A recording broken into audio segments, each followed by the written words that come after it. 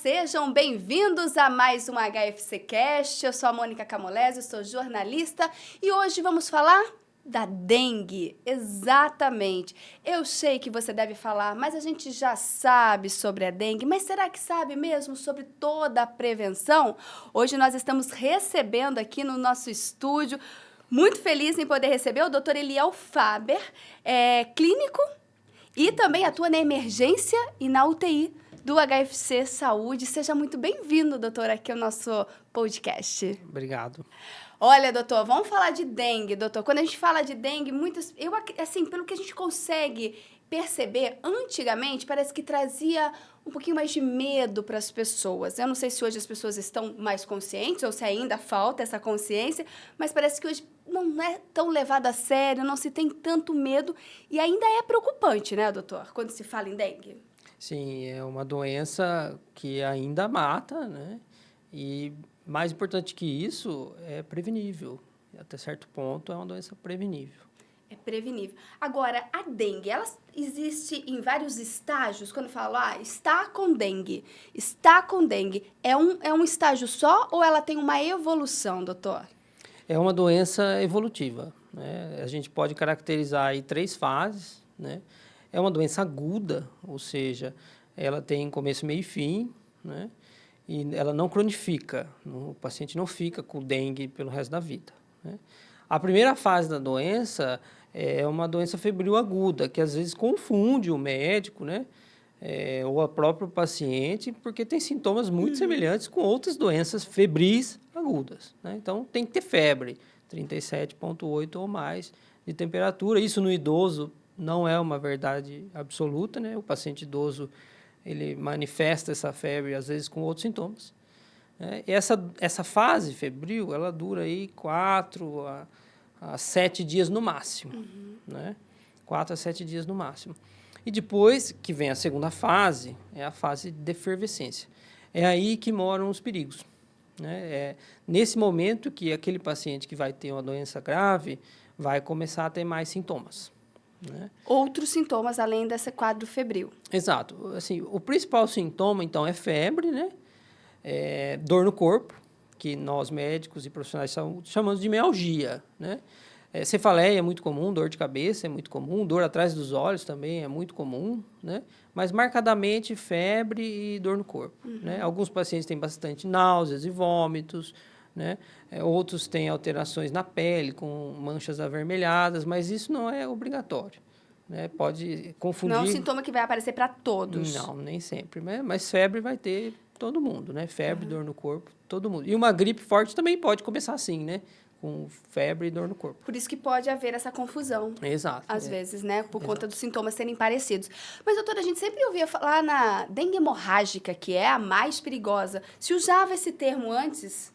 Isso. Esse termo é uma classificação antiga da Organização Mundial da Saúde que hoje caiu por terra, né? Hoje a gente classifica o paciente em dengue com sinais de alerta, que geralmente começa nessa segunda fase, né? E dengue grave, que é o paciente que está com a doença desenvolvida de forma grave, né? E quando a gente fala, né, que a paciente está com essa doença desenvolvida de forma grave, o que é, doutor? O que acontece no nosso organismo?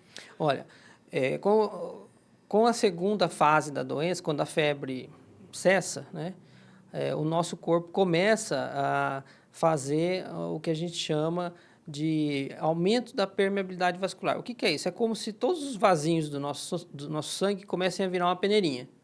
E esse líquido que circula dentro dos vasinhos, né, eles saem para fora, né? Aí ele vai acumular ali no abdômen, né, no pulmão, né? E aí o paciente começa a ter sintomas relacionados a isso, como dor abdominal, né? O médico começa a pegar no exame de sangue algumas alterações, né, que são caracterizadas no hemograma, por exemplo, né? E se isso avança, né, se a doença fica mais grave ainda, o paciente vai evoluindo com disfunções de órgãos relacionados a essa perda, que a gente chama de perda plasmática, né, para o terceiro espaço. E isso vai evoluir aí, principalmente com choque, né, que é a dificuldade da gente entregar oxigênio para os tecidos, né? Sangramentos, né, dificuldade do sangue em manter a coagulação corretamente, né? e a sequência dessas disfunções, né? Como insuficiência respiratória, né? Incapacidade de respirar, né? Nossa, então vai assim, vai aparecendo vários, né, Exato. Vários órgãos e sistemas são afetados. que são afetados. Exato. E aí, nesse aí que é o que usava antigamente de falar dengue hemorrágica. Isso, porque uma das apresentações mais comuns era sangramentos, né? Pele, né? E esse olhos, sangramento é o quê? Pelo nariz? nariz, né? Só que quando o paciente percebe isso, as outras coisas já aconteceram, geralmente, né? Ele já teve dor, ele já teve alterações de exame, né? Esse paciente que está na UTI com dengue grave, por exemplo, ele já passou pela fase de febre, dor no corpo, né? Com alteração dos exames e a doença acabou progredindo. Né? E, no caso, quando a gente fala em prevenção, hoje é super possível, né? A prevenção da dengue, né? A gente começa dentro da nossa própria casa, né? Exato. Com as prevenções aí do mosquito, né? Todo mundo já sabe, a dengue é transmitida, é uma doença viral transmitida por um mosquito, né? O Aedes aegypti, a fêmea, né, do Aedes aegypti. Que a gente está criando ali dentro de casa. Isso, que às vezes a gente cria dentro de casa. Então, o acesso, né, da água limpa, né, a esses mosquitos que permite que a gente circule o vírus na população em épocas, né? Então, a gente teve uma pandemia muito forte em 2015, né? E, de vez em quando, ela reaparece, né? Então, a prevenção começa aí, né? A pessoa pode tomar medidas adicionais, como usar algum tipo de repelente, por exemplo, né? Ajuda, doutor, o repelente? Ajuda. O repelente ajuda, né? O repelente ajuda, sim. Afasta realmente o mosquito. Exato. E a gente tem a vacina hoje. Né? A vacina, doutora, são 2 tipos de vacina? É só na rede particular hoje? Isso, a gente tem 2 vacinas disponíveis no Brasil, né? São 2 fabricantes distintos. A que está mais evidente hoje é a vacina de nome Qdenga, né? Mas ela não é a primeira vacina é do laboratório da Sanofi Aventis, que chama, se eu não me engano, Dengvax, alguma coisa assim, tá? E essas vacinas, quando elas são indicadas? Ambas estão disponíveis, por enquanto, apenas na rede particular, né? Está começando o programa de vacinação via SUS, né? Por enquanto, para crianças de 10 a 14 anos, né? No caso, só da Qdenga, tá? Primeira vacina, que é mais antiga, é preciso ter um exame positivo para dengue prévio para você tomar, né? Ela também não está indicada para todas as idades, né? Já essa vacina nova, que está começando a ser distribuída agora pelo SUS, ela não depende desse diagnóstico, né? Então, a pessoa não precisa saber se ela teve dengue no passado ou se ela teve dengue recente, né? Ela não pode estar com dengue para tomar a vacina, né? Mas ela não precisa saber disso. Então, no caso, eu posso tomar essa vacina e aí, se o mosquito vier me picar, eu vou estar protegida? Ela fornece uma proteção, porém é uma vacina de 2 doses. Né? Então, os dados que existem nos estudos científicos de eficácia dessa vacina, eles são retirados após a 2ª dose. Então, só uma dose, talvez... Não, só São uma dose doses. não vai te garantir a proteção total, né? Daquele que hoje é comprovado, né? 2 doses separadas por 3 meses. E no SUS, algumas cidades têm projeto para receber esse ano? Eles já estão recebendo. Já estão recebendo. Mas só que são algumas cidades. Geralmente é a região norte e nordeste que está recebendo aí essas vacinas, né? Por ter mais casos, né? Isso, e está sendo restrito à população de 10 a 14 anos.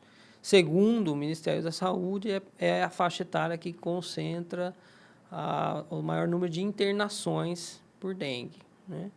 Então, por isso que está se priorizando essa faixa etária. Entendi. E, doutor, a dengue, ela atinge, aí, no caso, independente de faixa etária? Pode ser bebê, criança, adulto, idoso? Sim, é uma doença de transmissão por mosquito, né? Ela pode realmente acometer qualquer um. E independente se é criança, idoso, tem a gravidade maior? Na criança é mais leve e no idoso não, pode ter mais complicações? Não, assim, a gente sabe alguns pacientes estão sob risco de doença mais grave, né?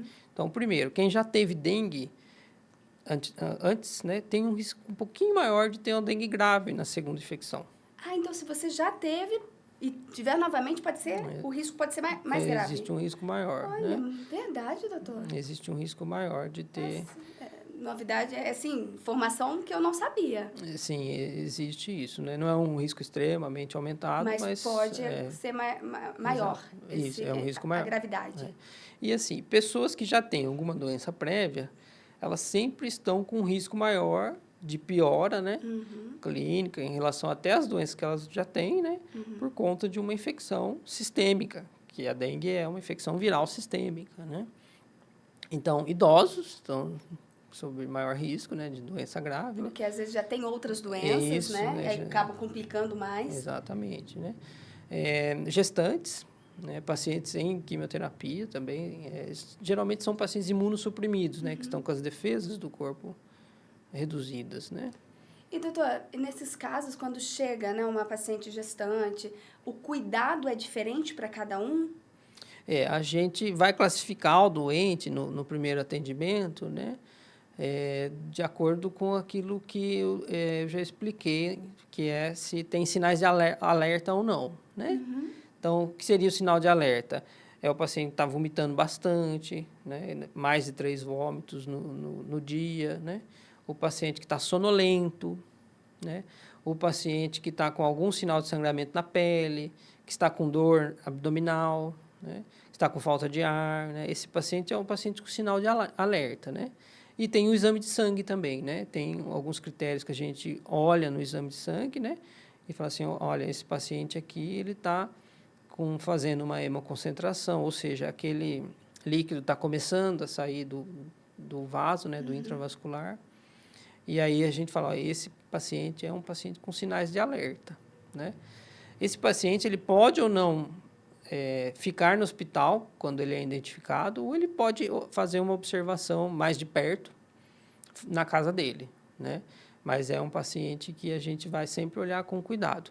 E a gestante vai entrar nesse caso aí. Principalmente se ela tiver no período de defervescência, que é quando a febre já cessou, né? Então, quando a gente vai no consultório do médico, no pronto-socorro, a gente precisa estar atento a essas informações, né? E nem sempre vai ser preciso um exame de sangue. Não é assim, não é uma metodologia utilizada. Chegou com esses sintomas, já vai para um exame de sangue. Não, primeiro a gente precisa confirmar o diagnóstico, né? Como eu disse, tem várias outras doenças que têm sintomas semelhantes. Muito parecidos. Lógico que numa epidemia, a gente vai ter mais casos positivos de dengue, né? Então, a gente pede o exame diagnóstico, né?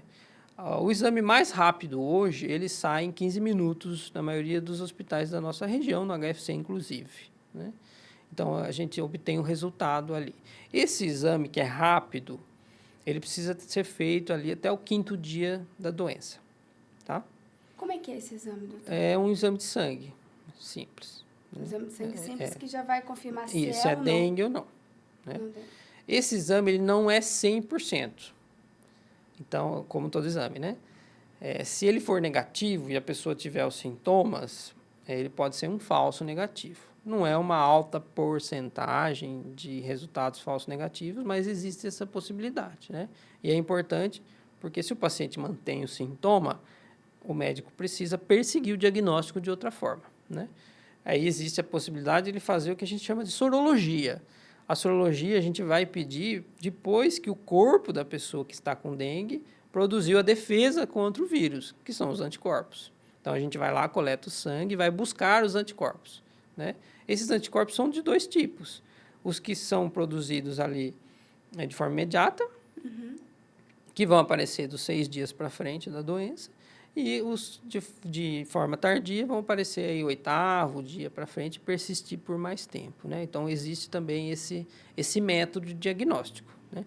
Existem outros métodos que comumente a gente não usa, como o RT-PCR, que foi usado muito no COVID, né?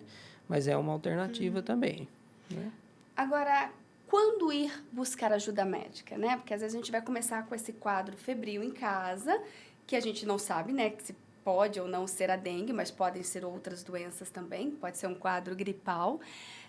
Quando realmente eu devo ir em busca dessa ajuda médica? Até para não ser tardio, né? Sim, exato. Acho que isso é importante, né? Assim, qualquer doença febril geralmente leva as pessoas para o hospital, né? Para os prontos-socorros. Se não leva, deveria, doutor. Depende, depende, depende. Acho que no idoso, na pessoa que tem doença, não há dúvida de que ele precisa ir, né? Ah, eu sou hipertenso, eu sou diabético. A febre é um sinal, é um alarme. Precisa ir. Ele pode, assim, ficar 24 horas em casa para ver se aquilo vai permanecer desse jeito, né, ou não. Porque tem uma coisa importante que é assim, 1 a 4 pacientes não vai ter sintoma de dengue. Vai ser infectado pelo vírus e não vai ter sintoma nenhum, né?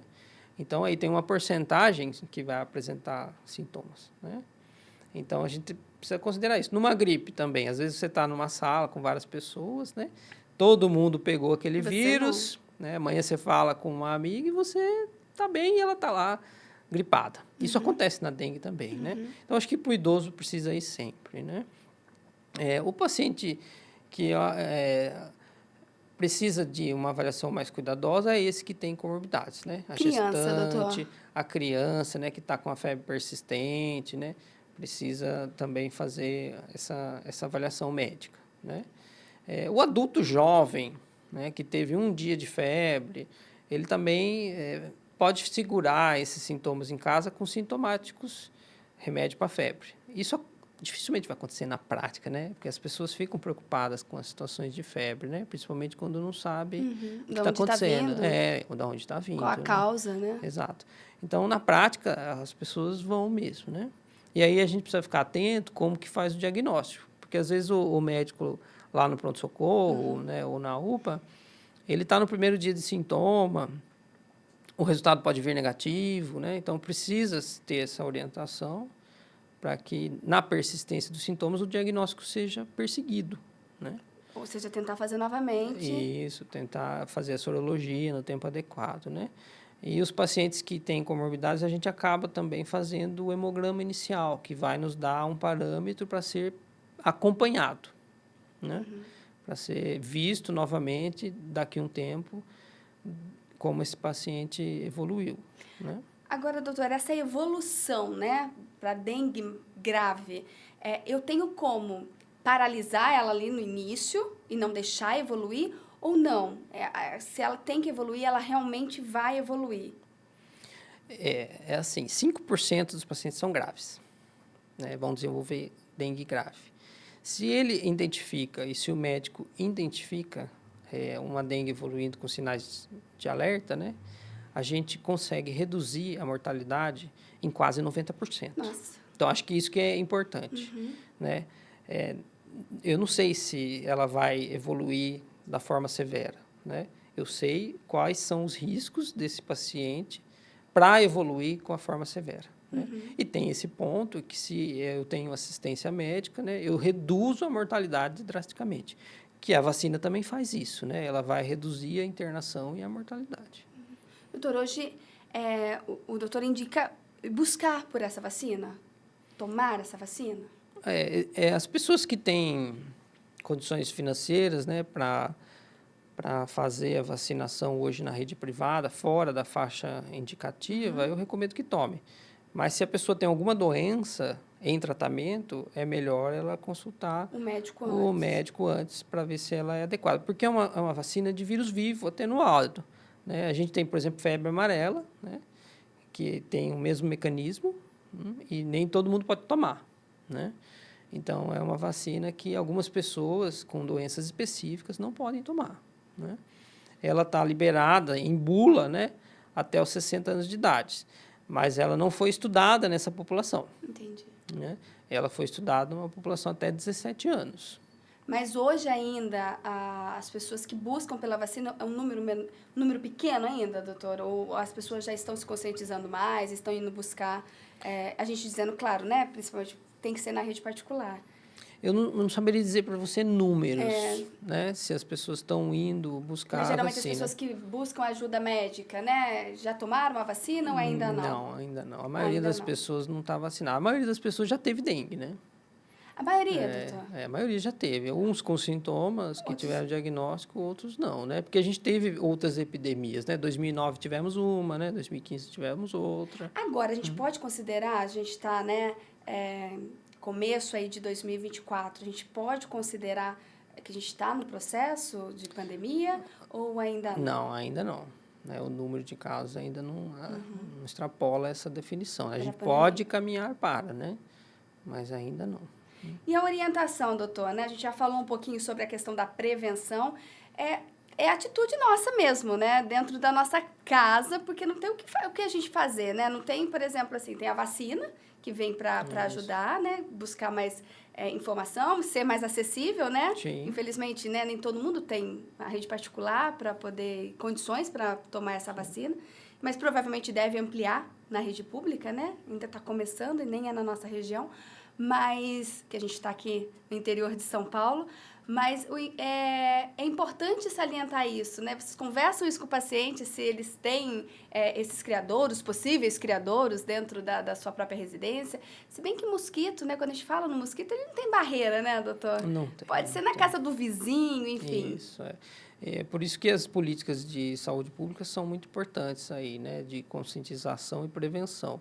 Porque a gente só vai reduzir o número de casos se a gente fizer o conjunto, né? Que é o controle do vetor, o mosquito, né?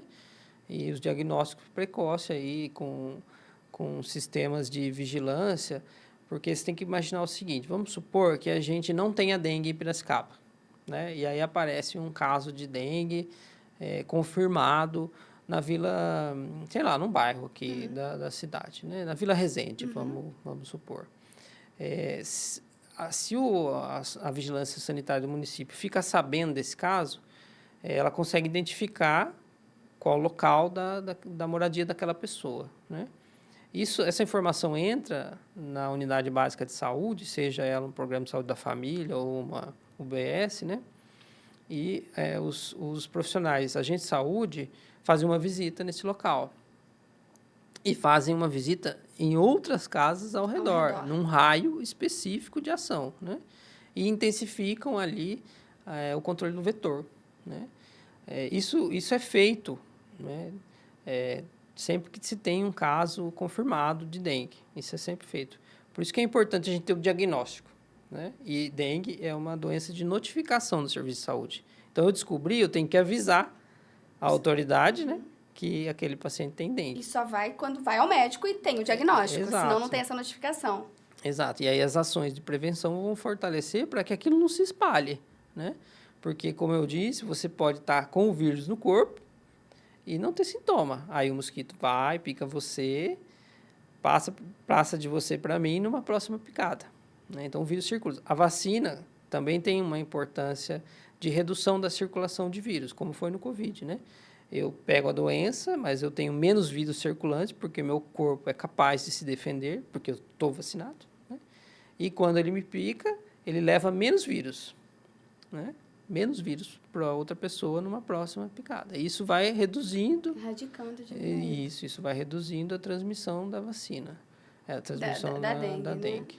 Entendi. Por conta da vacina, por conta desses vírus que vêm da vacina aí. Então, há possibilidade, por exemplo, eu nunca tive um diagnóstico de dengue.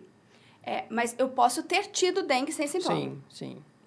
E numa próxima ocasião que aconteça de eu ser novamente picada pelo mosquitinho ali, pode se agravar. Porque a segunda, eu tenho uma probabilidade maior de agravamento dessa doença. Você pode ter uma doença um pouco mais forte, né, do que a primeira vez, né?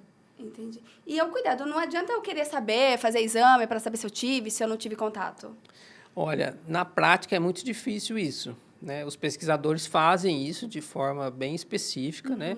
Quando vai desenvolver uma vacina, isso foi feito nas 2 vacinas que hoje estão disponíveis, né? Mas na prática é muito difícil, né? Você pode ir atrás, sim, esse exame existe, chama-se sorologia, né, para dengue e GG. Ela vai dar para você se você já teve ou não contato com o vírus no passado. Acho que a Covid teve disso, né, de saber se você teve ou não contato. Sim, é o mesmo processo de análise, né? Eu vou buscar no sangue da pessoa anticorpos, que são defesas do nosso organismo contra o vírus. Né? Agora, doutor, as pessoas, né, o doutor que tem o contato com os pacientes, né, o doutor ainda sente esse temor ou ele tem diminuído o medo, né, da dengue, e aí, consequência, vem o descuido, né, eu não tomo o meu cuidado dentro da minha casa, dentro do meu quintal, ou não, as pessoas, ou ainda falta essa conscientização de que a dengue mata e de que a dengue pode ser grave sim e que não vai ficar só ali na febre ou naquela dor no corpo. A gente percebe isso, sim, na prática, né? Infelizmente, né? As pessoas realmente perderam um pouquinho dessa sensibilidade, né? Ela sempre foi uma doença de preocupação, né? Porque ela ganha proporções que tiram as pessoas do trabalho, né? Pelos sintomas, né? E por ser uma doença prevenível, né? Quando ela evolui de forma grave, a gente entende que aquele falecimento poderia ter sido evitado, né? No fundo, é assim que a gente vê, né? E realmente as pessoas perderam um pouco isso, e falta um pouco de orientação, né?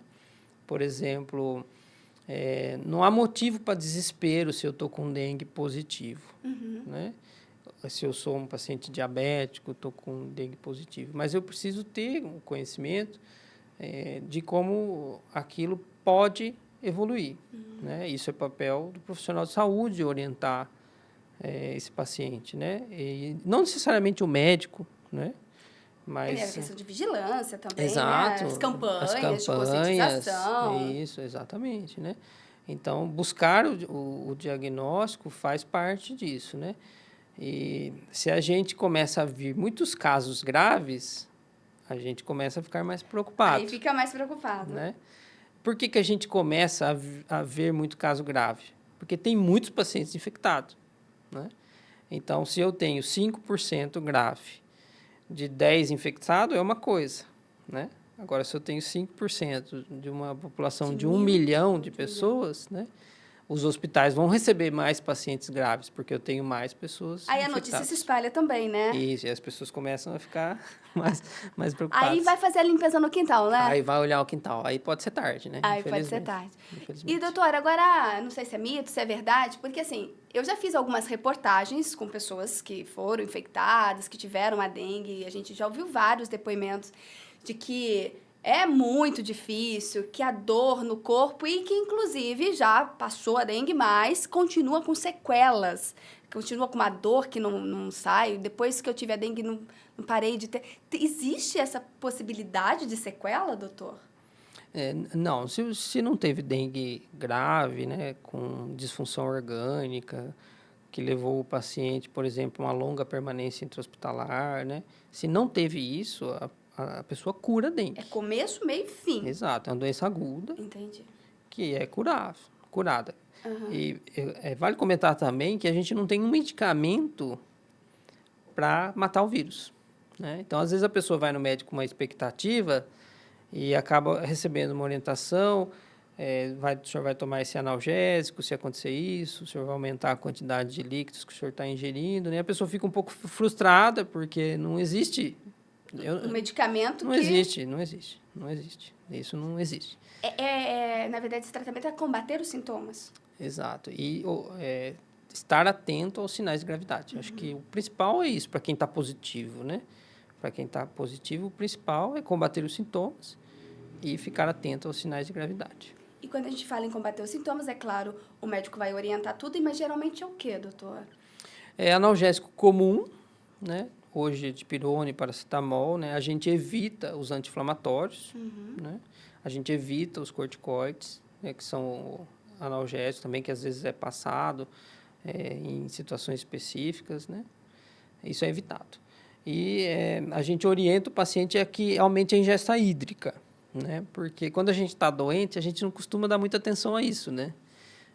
Já fica... A hidratação. A gente já fica mais quietinho, não quer comer muito, não se alimenta muito, acaba não bebendo muita água, né? Então, a gente orienta a aumentar a hidratação também. Né? Então, a hidratação é importante. É importante. Para quem está positivo. De recuperação. Para quem está positivo, é muito importante. Muito bem, doutora. Eu queria que o doutor deixasse aqui uma mensagem, né? Já que o doutor tem o contato com os pacientes, né? De quem, inclusive, eu acho que o doutor já acompanhou alguns casos, né? Que evoluíram aí para a questão mais grave. Uma mensagem mesmo para as pessoas que estão nos ouvindo, estão nos assistindo pelo canal do YouTube, de conscientização mesmo, né? Para que tente evitar, né? Que a gente pode evitar.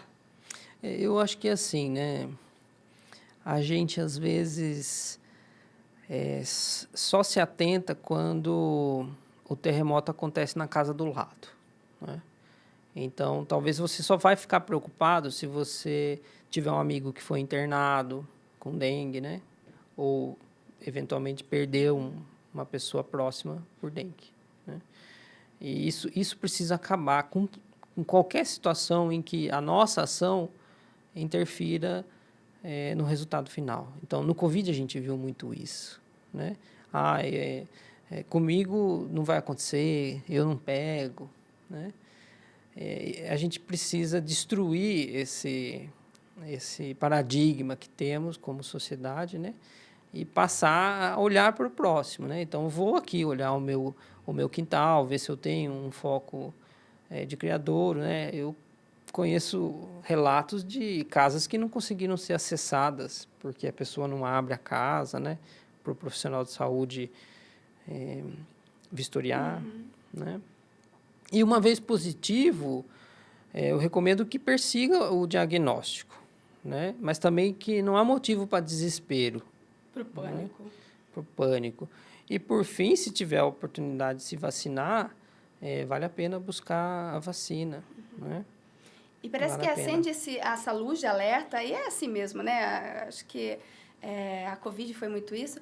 Quando começa a acontecer ali, né? Na nossa comunidade, na nossa família, amigos. E aí parece que acende, né? Tá perto de mim.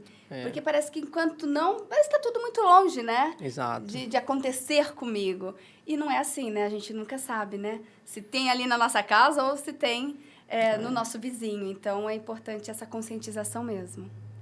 Doutora, eu quero agradecer a participação aqui, esclarecendo, ajudando, né? O HFCcast, a missão dele é levar informação, é levar conscientização.